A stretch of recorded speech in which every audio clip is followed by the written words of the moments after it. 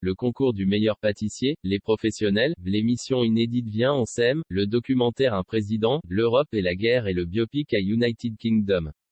Voici la sélection télé 7 jours du jeudi 30 juin 2022 concoctée par la rédaction. Le concours du meilleur pâtissier, les professionnels, démarre à 21h10 sur M6.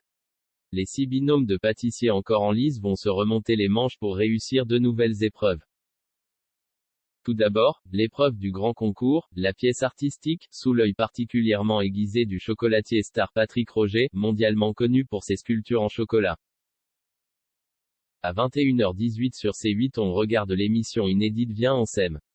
Pour célébrer comme il se doit le mois des mariages, Delphine Vespizer anime un rendez-vous consacré à l'amour.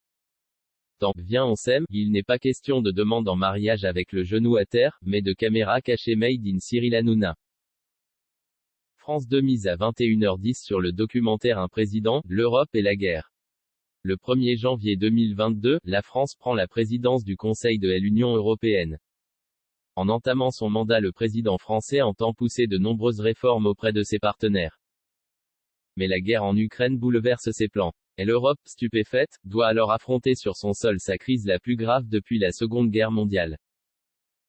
C'est dans ce contexte que la caméra de Guy Lagache suit, à l'Élysée et lors de déplacements européens, dès les premiers jours de la crise, un mois avant la guerre et jusqu'à ce jour, l'action politique du président français assisté de sa cellule diplomatique.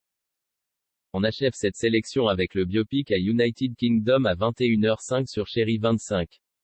À la fin des années 40 à Londres et en Afrique du Sud, est l'histoire d'amour contrarié du prince Seretse Khama, futur premier président du Botswana, et de Ruth Williams, modeste londonienne de 24 ans. C'est cette liaison et ce mariage, scandaleux pour l'époque, que la réalisatrice Ama Asante s'attache à nous narrer.